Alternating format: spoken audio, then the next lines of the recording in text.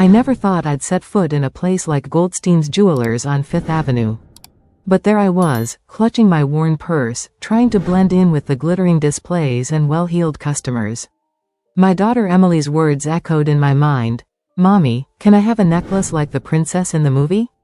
How could I say no? Not when the doctors gave her only months to live. The bell chimed as I pushed open the heavy glass door. The security guard's eyes followed me, his hand twitching near his holster. I straightened my second-hand blazer and approached the nearest counter. A saleswoman with perfectly coiffed hair looked me up and down. "Can I help you?" Her tone suggested she'd rather not. "I'm looking for a small pendant," I said, my voice steadier than I felt. "Something princess-like." She pointed to a display case. "Our children's collection starts at $5,000. My heart sank. I had scraped together $500, every last penny I could spare. "Do you have anything more affordable?" The saleswoman's lips thinned. "Perhaps you'd be more comfortable at a department store." That's when I heard his voice, smooth as silk, cold as ice. "Margaret, is this woman bothering you?" I turned to face a man in an impeccable suit, his silver hair slicked back, his eyes sharp as a hawk's. "Mr. Goldstein," Margaret simpered.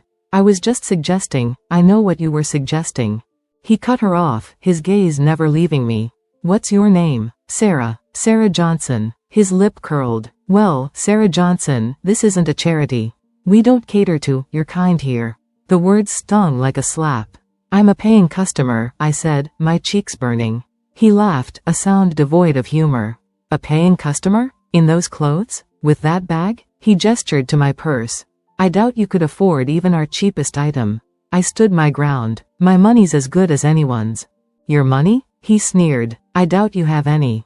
You're probably here to case the joint, aren't you? Planning a little heist with your friends?" The implication wasn't lost on me.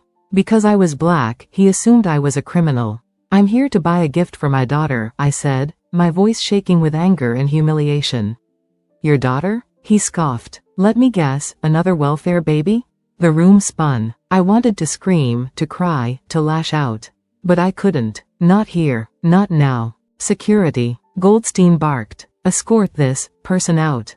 And make sure she doesn't come back." As the guard gripped my arm, I looked Goldstein in the eye. "You have no idea who I am." He smirked. "Oh, I know exactly what you are. A nobody. A beggar playing dress up. Now get out of my store." The guard shoved me onto the sidewalk. I stumbled, tears blurring my vision. But as I straightened up, a fire ignited in my chest. Richard Goldstein had no idea who he'd just messed with. Tomorrow, I'd show him. Tomorrow, everything would change. The next morning, I stood in front of my bathroom mirror, barely recognizing the woman staring back at me. Gone was the tired single mom in hand-me-downs. In her place stood a sleek, polished executive. "You can do this, Sarah," I whispered to my reflection. "For Emily." I kissed my sleeping daughter's forehead before leaving. "Mommy's going to fix everything, baby girl." The limo ride to Fifth Avenue felt surreal. As we pulled up to Goldstein's, I took a deep breath. Showtime. The same bell chimed as I pushed open the door, but this time, heads turned. The security guard's jaw dropped.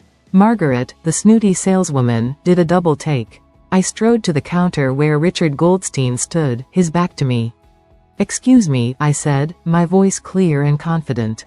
"I'd like to see your finest selection of diamond necklaces." Goldstein turned, annoyance flashing across his face.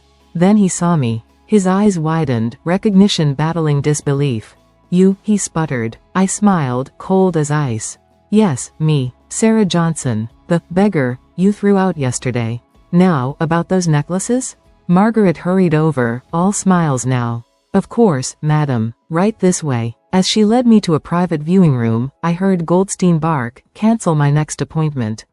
Moments later, he burst into the room. "Who are you?" he demanded. "What kind of game are you playing?" I examined a stunning diamond piece. "No game, Mr. Goldstein. I'm simply a customer looking to make a purchase." "Bullshit," he spat. "Yesterday you couldn't afford a plastic ring. Today you're dripping in Chanel? What's your angle?" I met his gaze. "My angle is that you judged a book by its cover, Mr. Goldstein. A costly mistake in your line of work." His face reddened. "Are you threatening me?" "Not at all," I replied smoothly. "I'm educating you. You see, yesterday I was a mother trying to buy a gift for my dying daughter. Today, I'm the CEO of Medicor Innovations, a biotech startup that just received $50 million in Series A funding. Goldstein's face paled. Medicor? The cancer treatment breakthrough? I nodded. The very same. We're going public next month. The IPO is predicted to hit $2 billion. He collapsed into a chair. I had no idea. Clearly, I said, selecting a necklace. I'll take this one. And that tennis bracelet. Oh, and those earrings. As Margaret rang up my purchase, a cool $1. $2 million, Goldstein attempted damage control. Mrs. Johnson, I cannot apologize enough for yesterday's misunderstanding. Perhaps we could discuss this over dinner? I know a lovely little place, save it, I cut him off. I'm not interested in your apologies or your dinner invitations. I came here to prove a point, and I've made it. I turned to leave, then paused. Oh, and Mr. Goldstein?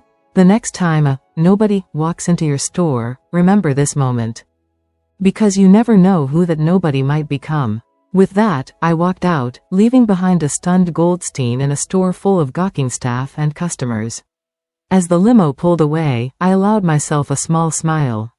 Phase 1, complete. Now for the real battle, saving my daughter's life. The limo dropped me off at Mount Sinai Hospital.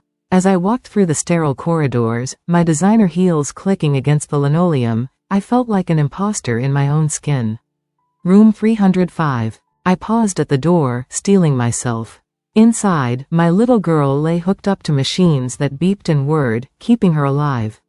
Mommy. Emily's face lit up as I entered. You look like a movie star. I forced a smile, sitting beside her. How are you feeling, sweetie?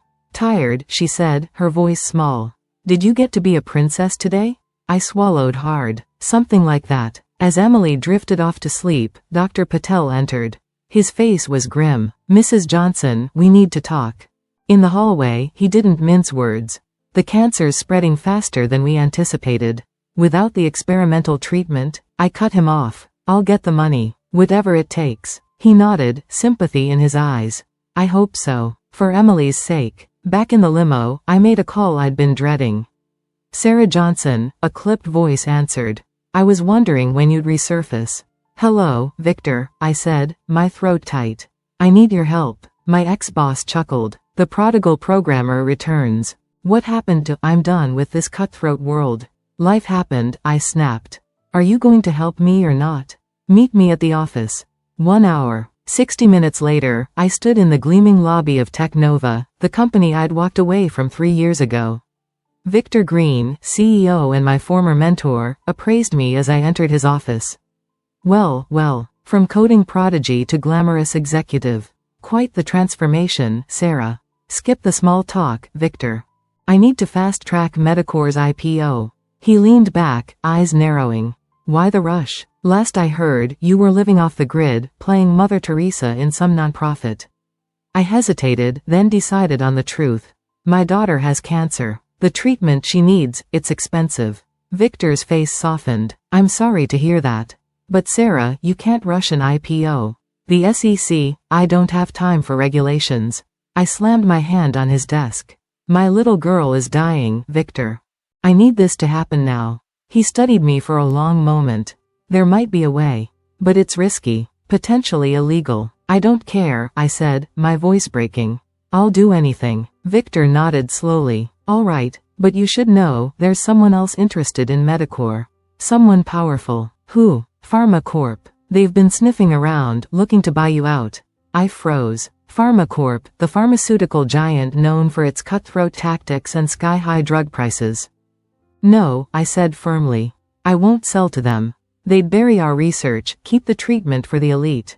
Victor shrugged. Then you'd better be prepared for war, Sarah. Because Pharma Corp doesn't take no for an answer.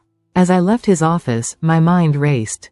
I'd just stepped onto a battlefield I barely understood, with my daughter's life as the prize.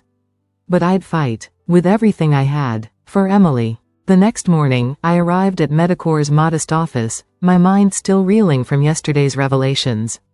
As I pushed open the door, my assistant, Jake, rushed towards me. Sarah, thank God you're here, he said, his eyes wide. There's someone waiting in your office. Says he's from Pharma Corp. My stomach dropped. How long has he been here? About an hour. He wouldn't leave. I squared my shoulders. All right, let's see what Pharma Corp wants. As I entered my office, a familiar figure stood by the window. My breath caught in my throat. Mr. Goldstein? He turned, a wry smile on his face. Hello, Mrs. Johnson. Or should I say, Ms. Tech Genius? I crossed my arms. What are you doing here? Straight to business. I like that. He sat down, uninvited. I'm here representing Pharma Corp. We want to buy Medicor.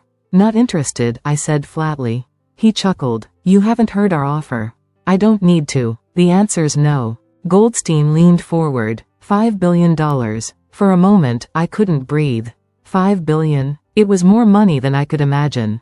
Think about it, Sarah, he said softly. You could save your daughter. Set her up for life.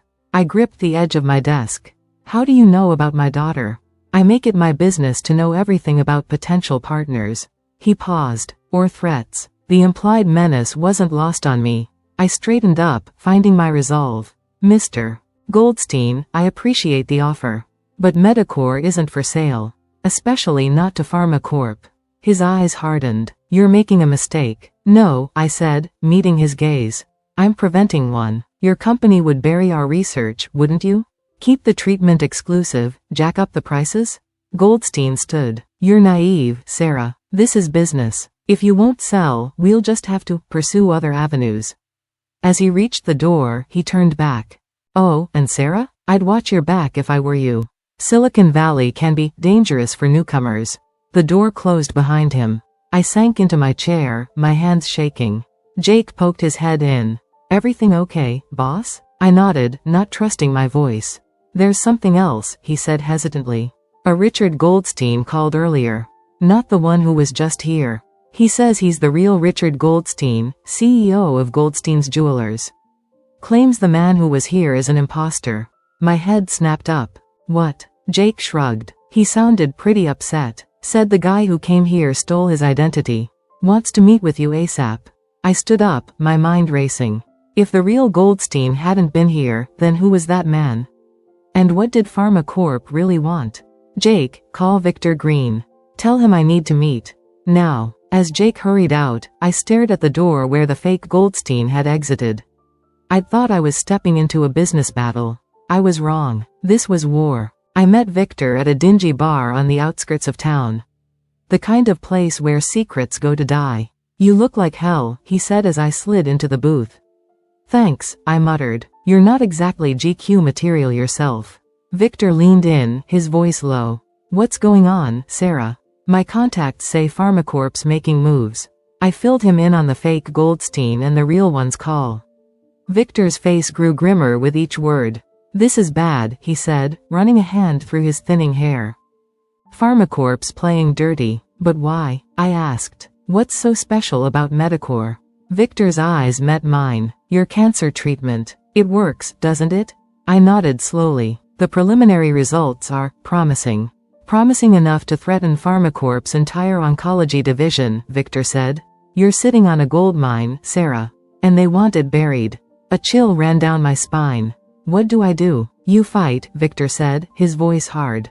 But you need allies. Powerful ones. The bar's door swung open. A man in an impeccable suit walked in, looking comically out of place. Speaking of allies, Victor muttered. The man approached our table. Ms. Johnson? I'm Richard Goldstein, the real one. I stood, shaking his hand. Mr. Goldstein, I'm so sorry about the misunderstanding at your store. He waved it off. Water under the bridge. We have bigger problems. As Goldstein sat, Victor excused himself. I'll leave you two to talk. Once we were alone, Goldstein leaned in. Ms. Johnson, I believe we're both being played. By Pharma Corp? He nodded. The man who impersonated me. I think he works for them. And I think I know why. My heart raced. I'm listening. Your daughter's treatment, he said softly. It's not just for cancer, is it? I froze. How could he know? Goldstein continued, my wife, she had the same condition as your daughter.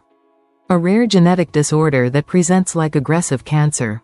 We tried everything. I'm sorry, I whispered. He shook his head. Don't be. Because I think you found the cure. And Pharma Corp knows it. My mind reeled. The implications were staggering. "Mr. Goldstein," I said carefully, "if what you're saying is true, then your treatment could save millions," he finished. "And cost Pharma Corp billions." Suddenly, everything clicked into place. The rushed IPO, PharmaCorp's aggressive tactics, the identity theft. "They're desperate," I realized. Goldstein nodded. "And desperate people are dangerous. You need protection, Ms. Johnson. For you and your daughter." "What are you suggesting?" He smiled, a glint in his eye. "A partnership. My resources, your brilliance. Together, we can take on PharmaCorp and win." I studied him, weighing my options. Could I trust him? Or was this another trap? As if reading my mind, Goldstein pulled out his phone. "Call this number. It's the head of pediatric oncology at Sloan Kettering. She can verify everything I've told you." I took the phone, my hand shaking slightly. As I dialed, I realized I was at a crossroads. Whatever happened next would change everything. For me, for Emily, for millions of others. The phone rang. Once, twice. I took a deep breath and prepared to face my destiny. "Hello?" A woman's voice answered on the third ring. "Dr. Reeves?" I asked, my heart pounding. "Yes, this is Dr. Reeves." "Who's calling?" I glanced at Goldstein, who nodded encouragingly. "My name is Sarah Johnson. I'm calling about a rare genetic disorder." There was a pause. "Mrs. Johnson, I've been expecting your call. Mr. Goldstein informed me you might reach out." For the next 10 minutes, Dr. Reeves confirmed everything Goldstein had told me. By the time I hung up, my hands were shaking. "Convinced?" Goldstein asked softly. I nodded, unable to speak. "Good," he said, leaning forward. "Because we don't have much time. Pharma Corp is moving fast." As if on cue, my phone buzzed. A text from Jake, 911. "Office broken into. All research files gone." My blood ran cold. "They've stolen our research," I whispered. Goldstein's face hardened. "Then we need to move faster. Mrs. Johnson, I have a proposition for you." "I'm listening." "I want to fund your research. Fully. No strings attached." I blinked. "Why?" "Because it's the right thing to do," he said simply. "And because I couldn't save my wife. But maybe I can help you save your daughter." I studied him, searching for any sign of deception. I found none. "Okay," I said finally. "But I have conditions." "Name them." 1. The treatment stays affordable. No price gouging." He nodded. "Agreed." 2. We fast-track the clinical trials. Emily, she doesn't have much time.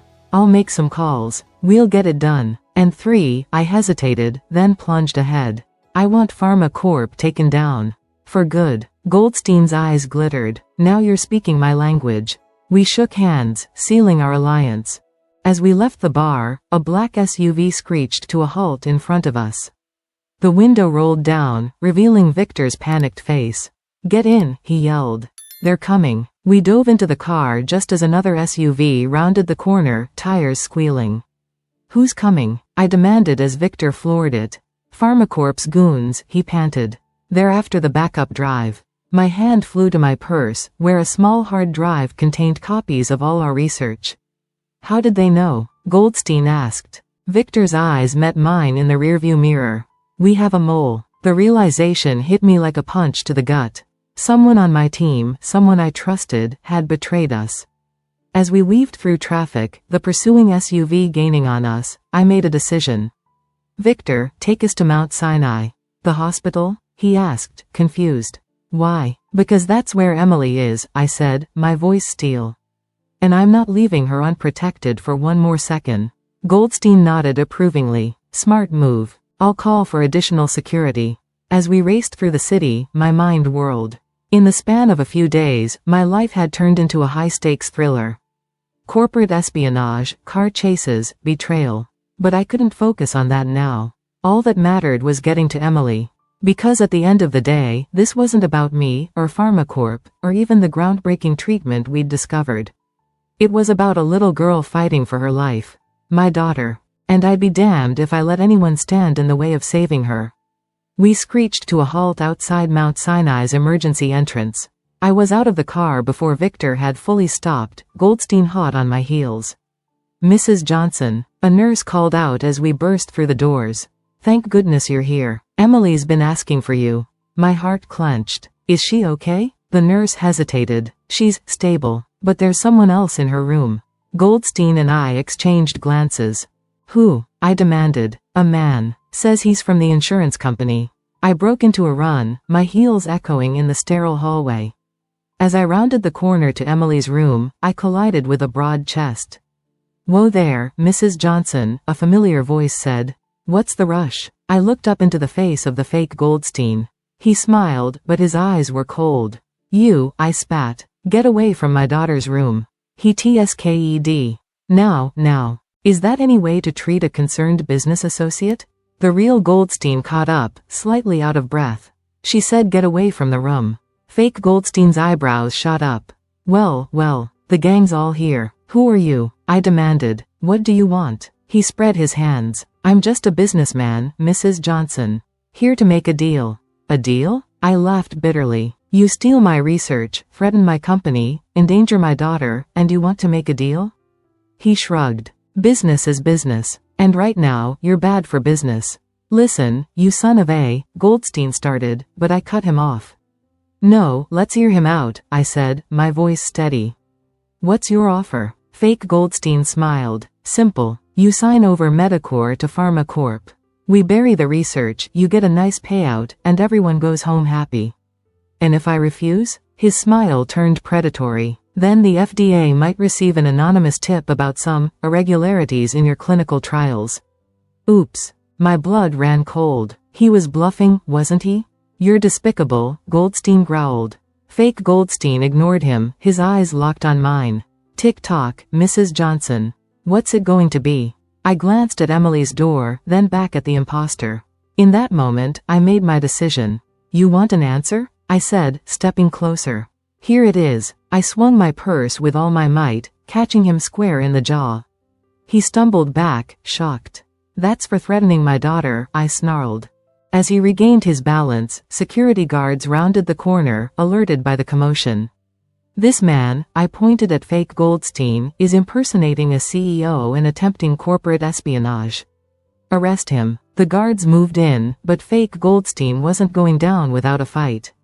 He shoved one guard aside and made a break for it. Stop him, Goldstein yelled, but I was already moving.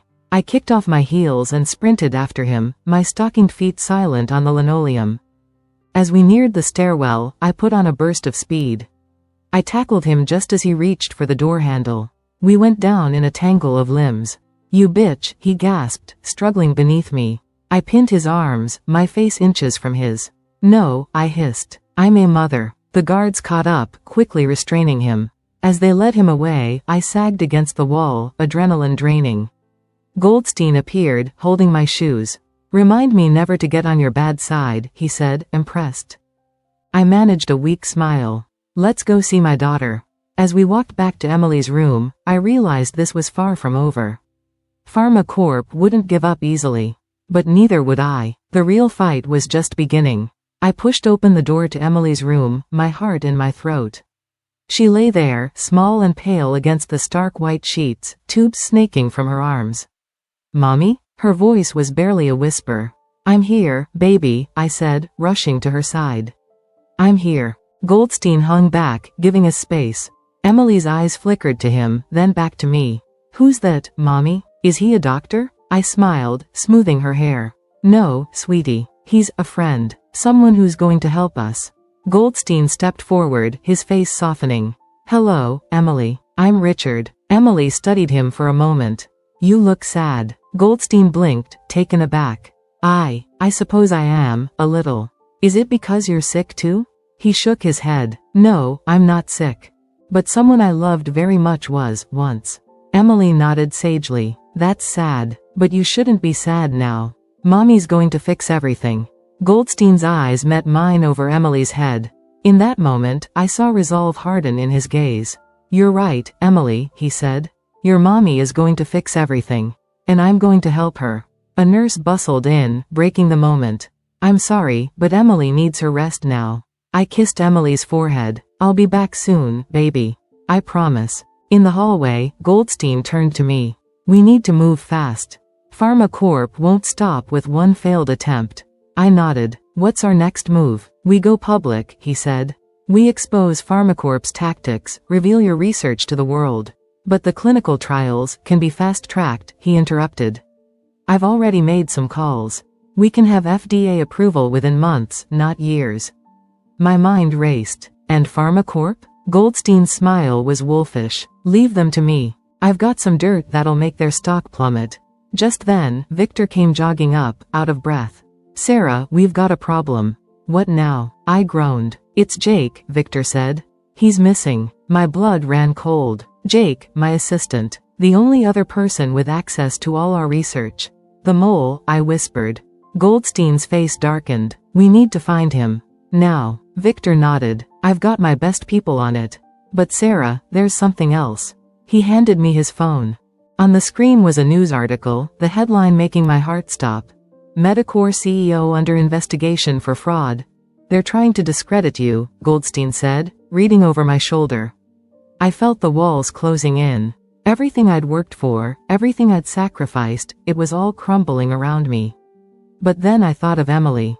Of her unwavering faith in me. Mommy's going to fix everything. I straightened my shoulders, a new fire burning in my chest. No, I said, my voice steel. They want a war? We'll give them one. I turned to Goldstein and Victor. Gentlemen, it's time to take the gloves off. We're going to expose PharmaCorp, find Jake, and save my daughter's life. And we're going to do it all before breakfast. They stared at me, a mix of surprise and admiration on their faces. Well? I said, already striding towards the exit. Are you coming or not? As they hurried to catch up, I felt a shift in the air. The hunter had become the hunted. And I was ready for the chase. The war room at Goldstein's penthouse buzzed with activity. Screens flickered with data, phones rang incessantly, and the air crackled with tension. What have we got? I demanded, striding in. Victor looked up from his laptop. Jake's phone pinged off a tower near PharmaCorp's headquarters an hour ago. He's with them, I muttered. The little weasel. Goldstein hung up his phone. My contact at the SEC is ready to move. We just need the trigger. I nodded, a plan forming. We give them exactly what they want. Which is? Victor asked. Me, I said, on live TV, confessing to everything. The room fell silent. Goldstein's eyes narrowed. You're not serious. Dead serious, I replied. But with a twist. An hour later, I stood before cameras in Medicor's lobby, my heart pounding but my voice steady. My name is Sarah Johnson, CEO of Medicor Innovations. I'm here to address the allegations against me and my company. I took a deep breath. Here goes nothing. The accusations are true. I have been conducting unauthorized trials. I have been manipulating data. But not for personal gain. The reporters leaned in, hungry for scandal. I did it to save lives. Lives that PharmaCorp deemed unprofitable to save. Gasps rippled through the crowd. In my earpiece, Goldstein whispered, they've taken the bait. SEC is moving in. I pressed on. Our treatment works. It cures not just cancer, but a host of genetic disorders.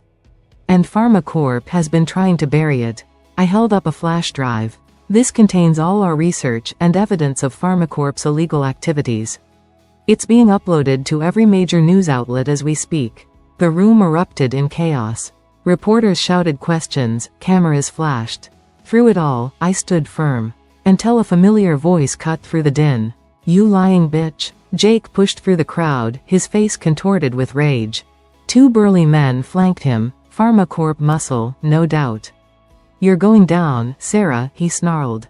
PharmaCorp's gonna bury you and your precious little girl. The room fell silent. Jake's eyes widened as he realized his mistake. I smiled coldly. Thank you, Jake. You just confessed to corporate espionage and threatening a minor. On live TV, the color drained from his face as police officers appeared, slapping handcuffs on him and his PharmaCorp buddies. As they were led away, my phone buzzed. A text from Goldstein. It's done. PharmaCorp stocks in freefall. FDA fast-tracking approval. We won. Relief washed over me, but it was short-lived. Another text came through, this one from the hospital. Emily critical. Come now. My world tilted. We'd won the war, but I might lose the one thing that mattered most. I rushed out, leaving the chaos behind. In the car, I clung to hope like a lifeline. Hang on, baby, I whispered. Mommy's coming. And I'm bringing the cure.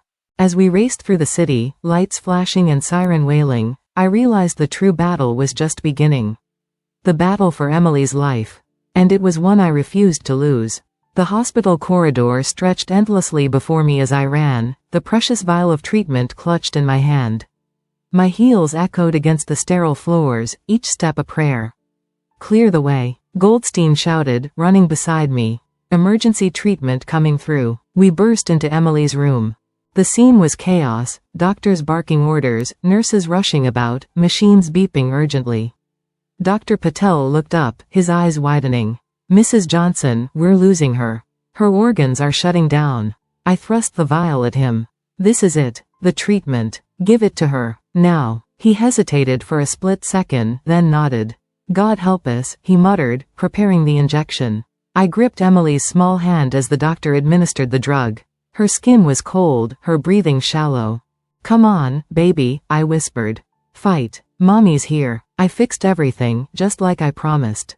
Minutes ticked by like hours. The room held its breath. Then, slowly, miraculously, color began to return to Emily's cheeks. Her breathing steadied. The monitor's frantic beeping calmed. Dr. Patel checked her vitals, his face a mask of disbelief. It's working. Her vitals are stabilizing. This is unprecedented." I collapsed into a chair, tears streaming down my face. Goldstein put a hand on my shoulder, his own eyes glistening. "You did it, Sarah," he said softly. "You saved her." Hours later, Emily's eyes fluttered open. "Mommy?" she murmured. "I'm here, sweetheart," I said, squeezing her hand. "How do you feel?" She thought for a moment. "Hungry," she decided. "Can I have ice cream?" Laughter, born of relief and joy, filled the room. In the days that followed, Emily's recovery astounded the medical world. News of the miracle treatment spread like wildfire. Medicor's stock soared, and offers for partnerships flooded in. But I had other plans. 2 months later, I stood at a podium, cameras flashing. "Today, I'm announcing the formation of the Johnson Goldstein Foundation," I said. "Our mission is to make this life-saving treatment available to everyone who needs it, regardless of their ability to pay." Beside me, Goldstein nodded approvingly. In the front row, Emily sat in a wheelchair, getting stronger every day, beaming up at me. "We've seen what happens when profit is prioritized over people," I continued. "It's time for a change. It's time to remember why we got into medicine in the first place, to heal, to help, to save lives." As applause filled the room, I looked out at the sea of faces. Reporters, doctors, patients full of hope. I saw the future we were building, a future where no parent would have to watch their child suffer needlessly. Later that night, as I tucked Emily into bed, her own bed, at home, she looked up at me with those big, bright eyes. "Mommy," she said sleepily, "are you still going to fix everything?" I smiled, kissing her forehead. "No, baby. We're going to fix everything. Together." As I turned out the light, I realized that this wasn't an ending. It was a beginning. The start of a new chapter, not just for us, but for millions around the world. And I was ready for it. Ready for whatever challenges lay ahead. Because now I knew the truth. There was nothing in this world stronger than a mother's love. Nothing.